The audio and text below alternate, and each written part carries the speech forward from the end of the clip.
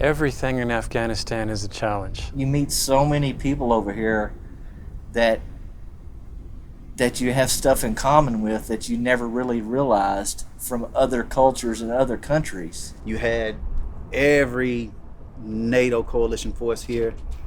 There were actually nightclubs on the base. It was funner, I will say that. You had a lot of stuff to do at that time. We had a lot of entertainment, but we also took a lot of income in at the same time. You know, indirect fire and stuff like that. So that's pretty much it. Nothing really, I've never been involved in anything life-threatening. Thank God, you know, for that. I'm glad. But I've never personally been involved in anything like that. Anything else?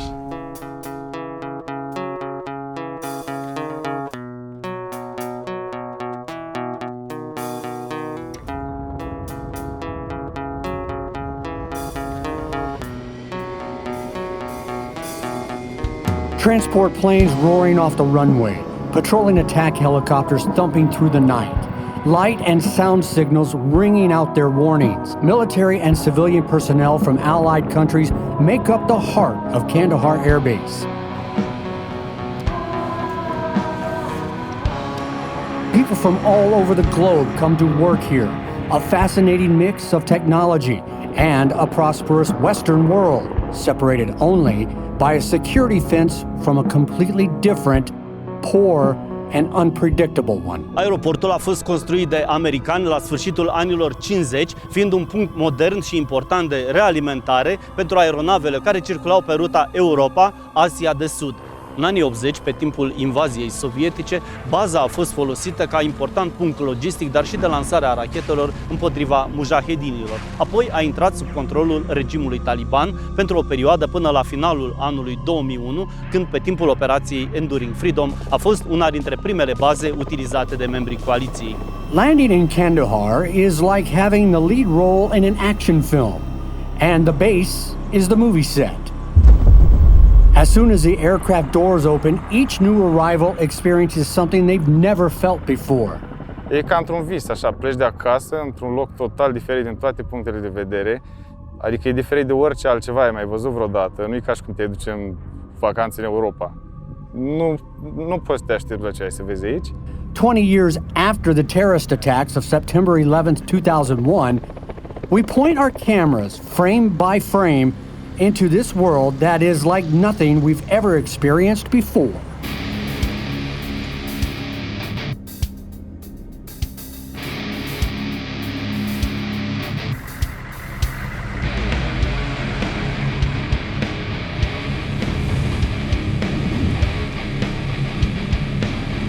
Years ago, everything looked different. Soldiers lived in tents. The conditions were extremely harsh, and the risks were harsher. You know, I tell people, because it's kind of funny, I said, you know, first of all, there was a lot of the infrastructure here was from Afghanistan, so a lot of, you know, mud buildings and stuff, and I remember the mud was up to my knees. It was so deep, and to go find people, we had thousands of tents, so wherever you stayed at, if you didn't write that number down, you'd never find where you'd stay at. And then there was just thousands of troops here, and everything was really busy. It looked like it was unorganized, but you know, when the fires come in, it was, you know, repelled pretty good. So, but the beginning days, life here was not all that good. I mean, it was pretty hard. Nonetheless, soldiers came and fought in a plot of desert considered the heart of terrorism. Friendships were made, memories were written, and lives were lost. The photos of those who fell while on duty are displayed in the airport building, haunting reminders of the past.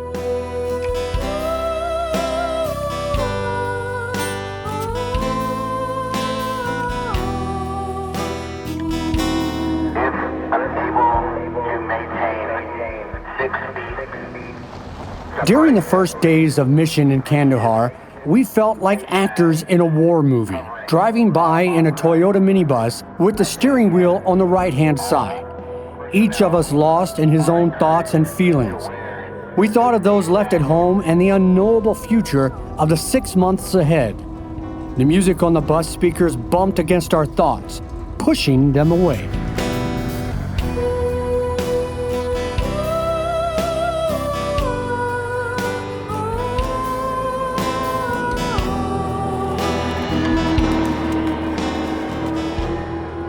The idea for this film came up during the first days, and the images have been captured throughout our mission. Our intent is to take you inside the base to see its inner workings, the out-of-sight areas, how electricity is distributed, what logistical resources are involved in providing running water to a combat base, and much, much more. Some of it is rather incredible for a desert area in the middle of nowhere. It is the place used by modern army to show that impossible doesn't exist, and good organization, order, and discipline, and a bottomless budget can lead to performance of the highest level. It's difficult to explain to my own kids what life is on a military base. So on the one hand, it's very similar to life everywhere else, except that you can't leave. So you have a town, and in that town you have everything you need. You have a hospital, and you have a store, and you have a gym, and you have rooms, and you go about your job. On the other hand, you get up in the morning and you go to sleep at night knowing that you could be attacked at any time, and that we have a job to do, and that we're away from our family, and we're going to miss important days, we're going to miss holidays, we're going to miss birthdays, but we're all here on one team doing a mission that we all believe matters. So it's like a small town, but you can't leave.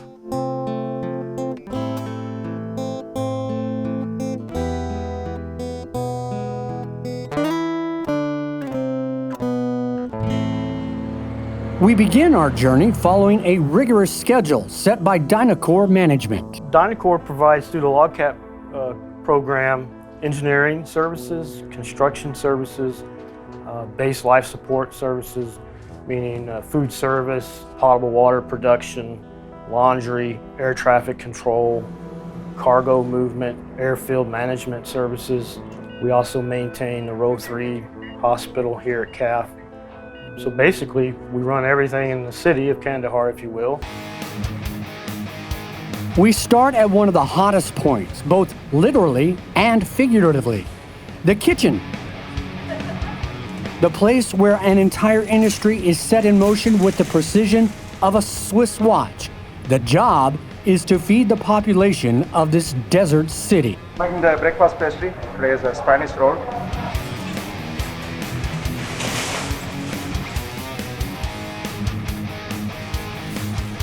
We're just trying to do any kind of good combination of the menu so we can satisfy all the customers here, including US troops, coalition forces, enlisted, unit, civilian, everyone who is here in CAF. Okay, right now we are going to the Marmite section here, so we are preparing some food over there.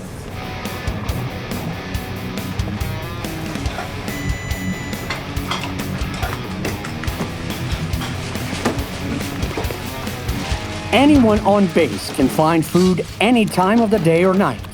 Hot meals are provided 3 times a day. You can get cold food or soft drinks continuously. The aim is to provide quality food, but also to bring everyone a little closer to home. The recipes are worldly and include Indian, Chinese, American, Balkan, and sometimes a fusion of them all. From 1st September, number of the headcount, average number of the headcount is above 11,000. 11,000 daily, including the SMR that we have daily. Here the pizza here, daily we are making 450 to 500. The employees in the dining room, some of whom have been here for years, master the basic vocabulary of many languages and talk with great pleasure. A joke, a question, even a simple conversation in a soldier's own language can make them feel better, closer to home, and appreciated. When you tell them, hey, salut, tichefat familiata, they just say, oh, bine tichefat bietene. If they want some beans, fasole. If they want some cabbages, mazire. If they want bacon, bietene, shunka. When I want to say to them, how are you? I can say tichefat. So I'm going to tell you, thank you very much in Romania. Musmas bietene. Musmas bietene. Oze buna bietene.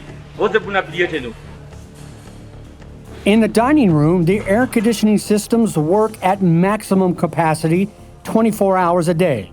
Outside, the air heats up to over 60 degrees Celsius or 140 degrees Fahrenheit. The sun seems to melt even the stones. The cement is a huge radiator that continues to dissipate heat even at night.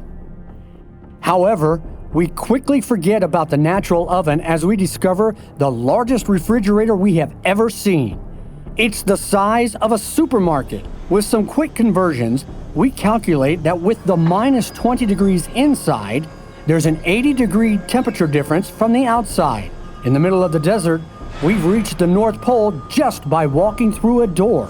Exactly like your refrigerator back home. That's about a 3-week supply of food you're looking at. We are literally feeding an army here.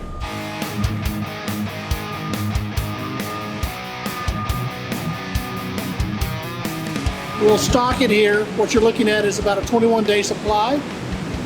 And then we have food service personnel that are trained to actually take this stuff off the shelves, repalletize it, deliver it off to the dining facilities, understanding that even the truck that delivers from here to the dining facilities is a temperature-controlled environment. So food is kept absolutely as safe as possible in this building. Minus 23 Celsius. That's right. When you get feeling like in cold, we just go outside, 10 to 15 minutes to relaxing. Then we come back to it again, we start the work. So you warm yourself and then you come back? Yes. Where are you guys from? India. We all are from India. Okay. Do you have children? Yes. Yeah, of course. Not me. Not you? I'm Okay. single. Not yet. Not yet. Thank you. Bye, boss. Thank you, sir. Thank you. You're doing a great job. Thank you, ma'am.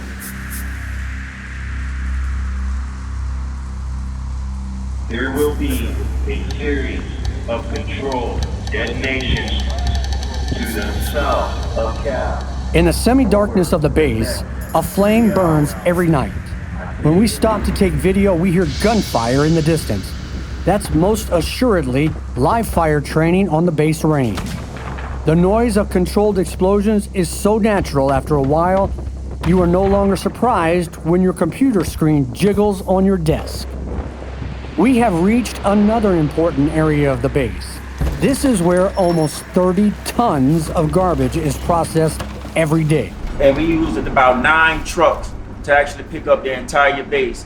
That's a compactor, a roll-off, and a skip truck. We total about 1,200 cubic meters per day.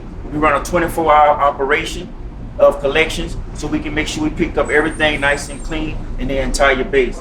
We found a lot of vector issues. We are warned from the beginning to ignore the many kinds of smells, and we try, but it doesn't always work out that way. Renzo's team at night, they'll take the front end loader and they'll load it and they'll bring it and dump it here.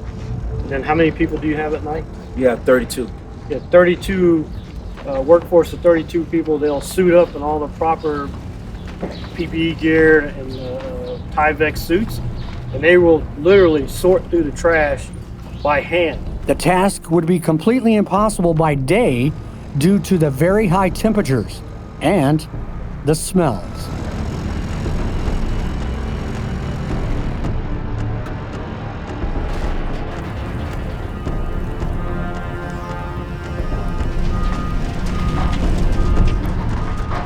We load this machine up every 10 to 20 minutes.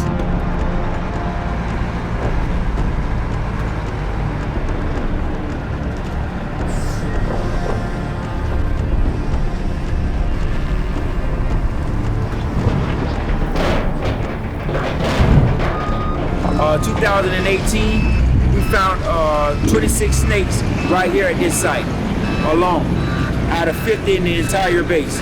So snakes are out here, and they're not easy snakes. They're actually viper snakes. The most poisonous snake here in theater. So we got to be very careful when we sort in this process. They move together, they work together, they communicate together, and it resonates throughout the workforce here.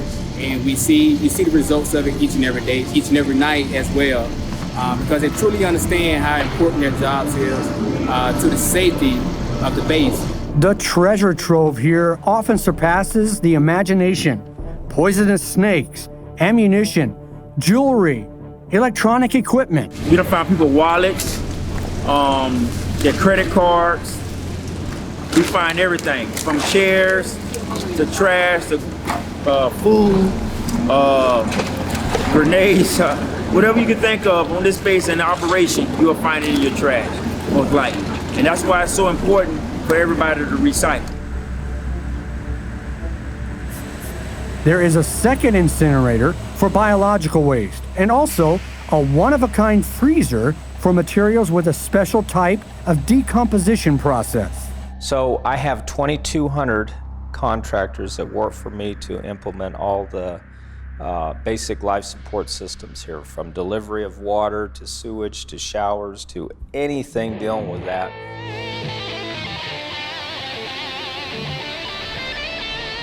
So right now, what we're looking at is our potable water storage tanks. So we have 3 tanks, and we have a concrete tank right here for a total storage capacity of 1,050,000.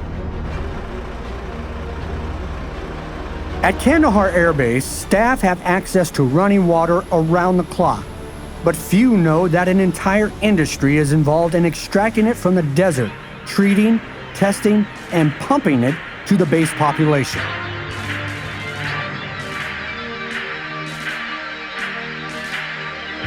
The used water goes through a series of chemical processes. It's decanted into huge basins and treated with ultraviolet radiation, chemically tested, and then recycled to be used again. I initially wondered how the villagers around the base afforded to irrigate their crops, but the answer is simple. They are unexpected beneficiaries of the complex process of obtaining and recycling water from the desert.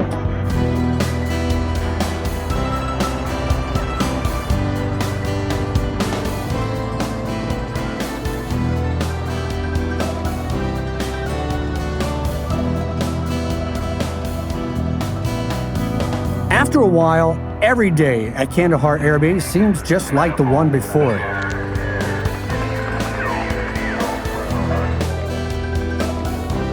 During our stay here, the number of people in the world infected with the coronavirus increased exponentially. The stricter preventive measures are taken here. All of us wear a mask, respect social distancing, and follow guidance for good personal hygiene. We ensure a safe and secure environment for people to live and work. In this unique time, we're also focused a lot on implementing COVID-19 measures to prevent the introduction of the virus onto Kandahar, and also to prevent the spread and make sure we've got the necessary medical expertise in order to take care of everybody that's here. Things are carefully controlled, which leads to an increasingly austere life. No gym access, no group meetings, no shared meals. Running among bunkers in the evening is by far the most interesting outdoor recreational activity.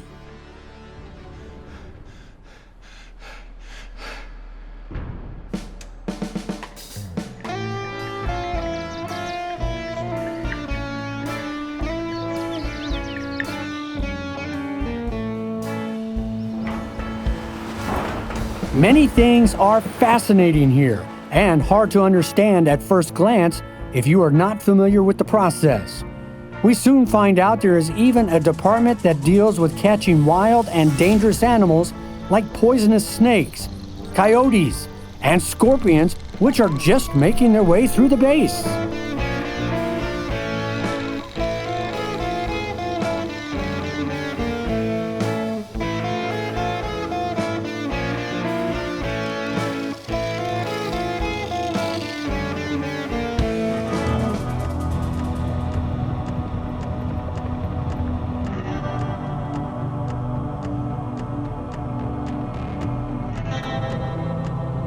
We are addicted to technology, even more so in the isolation of Kandahar.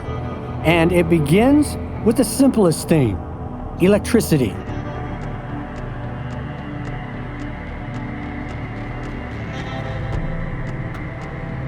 Equipped with protection systems not only to combat the high summer temperatures, but also for times when use increases dramatically. With a computerized, controlled, automated system of energy distribution according to needs, the generators here could easily power a city of 30,000 residents. Here you see we've got a 25 megawatt prime power plant. This is effectively two power plants in one.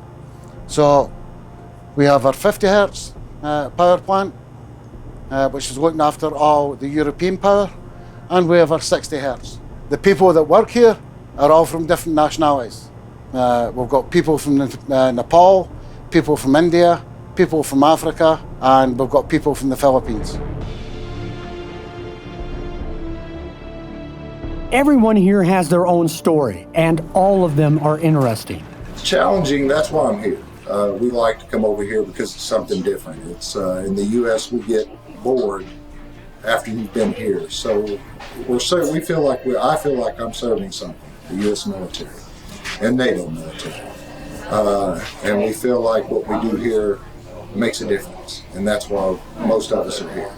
Oh, we have folks that have probably been here from the beginning. So when I was in the Army, I remember some of these guys on my first deployments here. I mean, they came up to me and said, "Hey, I remember you when you were here, you know, in 2001. I was like, "Good Lord, you've been here that long." I've met some of them, and it's interesting to me, right? As a soldier, I come here for a year, I go home, and I come back. Some of them stay. Some of them live here because conditions in their countries aren't so great economically, and so they have a good job here, and they're sending money back home. It's funny, you go into their rooms, right? If you go into my room, there's a bag, there's a rucksack, and a duffel bag, and I'm ready to leave. You go into some of these rooms, and they have the lawn is nice, and they have the pictures on and it's just home. It's home for them.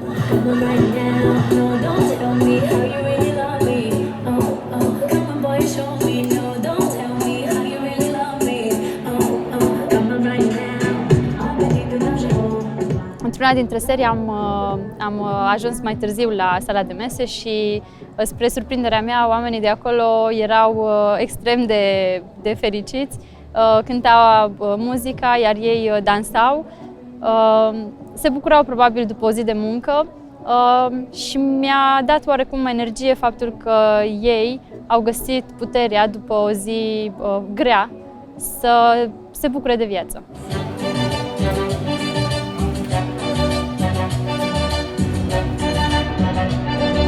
We'd like to dive deeper into these private lives to discover their habits, longings, stories, what they need, and what makes them happy. I have 5 children, and when I came, my oldest son was graduating high school that spring, and I've made it home for one graduation, and that was for the next to the oldest son, and that was in 2014. That's when I went home for that. Since then, all my children have graduated, have got their own lives. I have 2 grandchildren now. These people have come from all over the world to ensure a decent living for their loved ones thousands of miles away. All of them waiting on that plane ride taking them home. The only fun that I can basically have is just talking to my family. I have a 10-month-old daughter. I haven't gotten a chance to spend time with her. So the only thing that basically happens is having me just look at her pictures whenever I get them from the mom. I mean, that is my joy.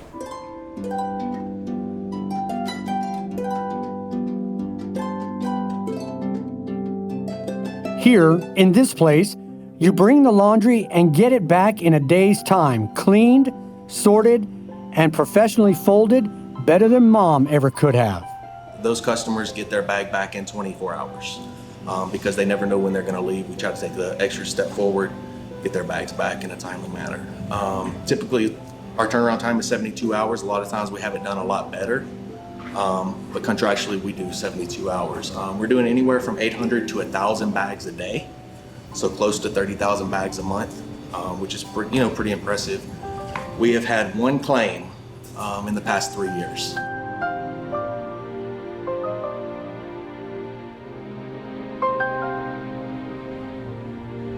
I came in 2006 December.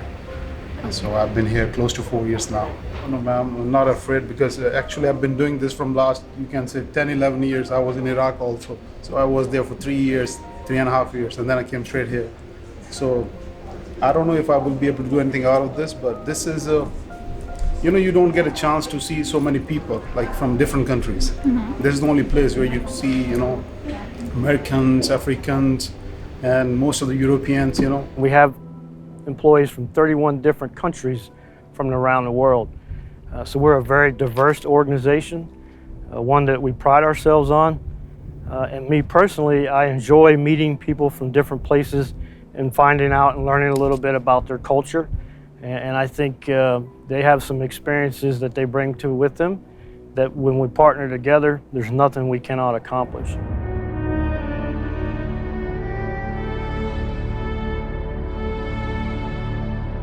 After a few hours spent in various interesting areas of the base, we focused for a while on the security measures in this place, especially since a mixed Romanian-American task force is responsible for the security here. Unit 5, set up a perimeter with Unit 6.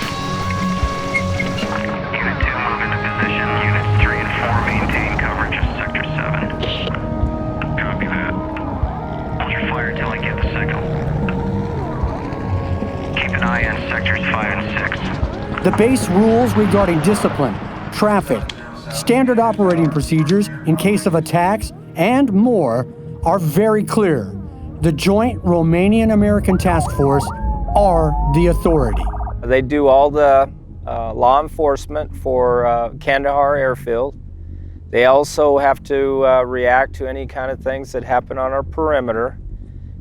So life safety, any kind of penetrations to our perimeter, they take action on that along with the security battalion.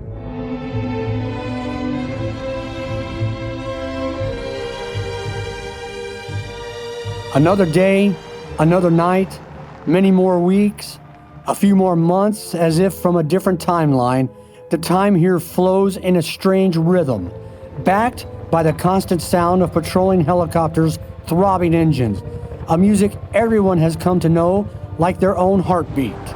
A time warp made up of news from the country and from around the world. Major Obroyu is writing here that until the last day of March, we were in the mission in Afghanistan, and I admitted I wasn't very interested in the COVID subject because my reality was somehow different from the one in the country, so I was keeping in touch daily with my family. The pervading hope everyone is fine at home and you yourself will be kept out of harm's way. And beyond those fences, a different world still, with other principles, rules, and customs that stretch back centuries. A war-torn world full of suffering, abuse, discrimination, and hunger. It's a world that sometimes riots and attacks with all manner of weapons, often ingenious, insidious, and unpredictable. Thus, the sound of sirens announcing a missile attack. The tension of those moments and the danger are also part of a soundtrack of Kandahar we've been listening to for the last several months. Rocket attack. Rocket attack. Rocket attack. Rocket attack. Rocket attack. Rocket attack.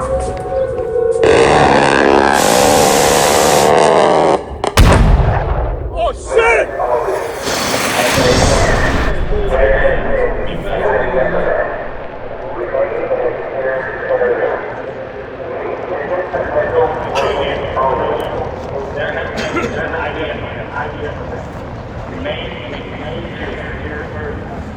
We are waiting now for the announcement that everything is fine, that the attack is over.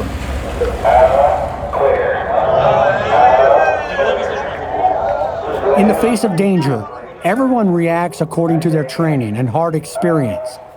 There is no guarantees that you'll have another day. It is the life that people, civilians and military alike, live here at Kandahar.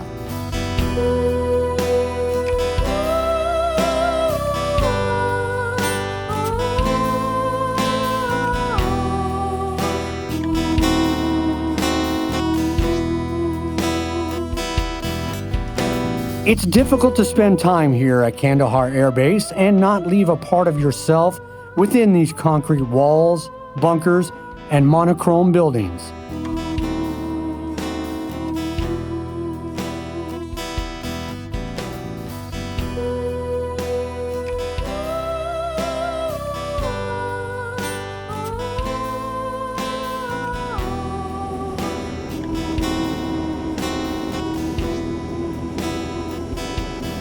Peste câteva zile vom fi în avion cu direcția România. O misiune, o etapă din viață s-au încheiat. Au fost momente pline aici în Kandahar, zile frumoase, grele, din fiecare am învățat câte ceva. Despre limite, despre noi înșine, despre aliați, despre misiune.